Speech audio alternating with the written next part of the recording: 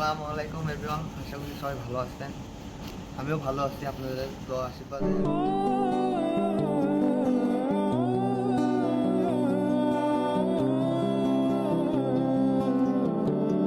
সেই ঐতিহ্যবাহী বগুড়া শেরপুর ভূতের বাড়িতে আমরা এই মুহূর্তে অবস্থান করছি।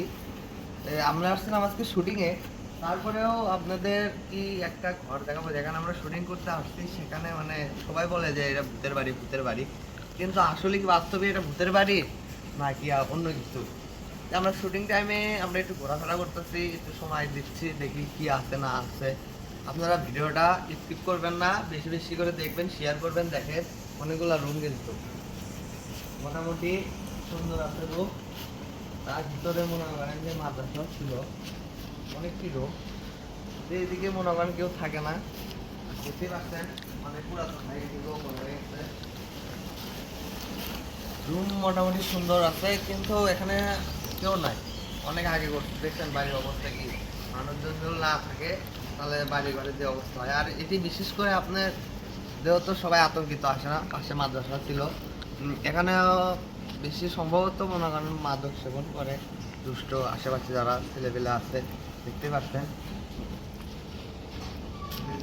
অবস্থা খুব খারাপ। এরকম ভাবে যে চললে বা এরকম করে আমাদের হবে না। এগুলা না বলবো, মাদককে না বলবো, আমাদের ভবিষ্যৎকে সুন্দর করবো ইনশাল্লাহ। আসেন আরো দেখেন, আরো রুম আছে।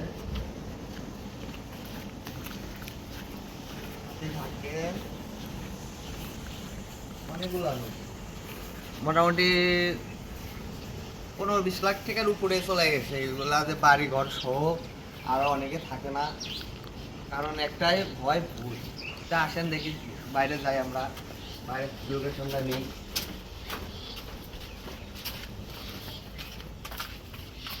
আমরা বাইরে আসছি এখন, এটা হচ্ছে বাইরের লোকেশন। ঠিক আছে,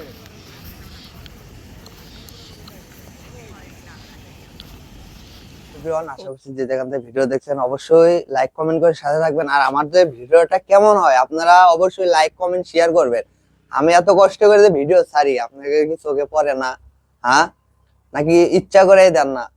বা ইউটিউব টিকটক যেখানে ভিডিওটা ছাড়ি অবশ্যই স্কিপ না করে ভিডিওটা দেখবেন আর বেশি বেশি শেয়ার করবেন। আসসালামু আলাইকুম, ভালো থাকেন।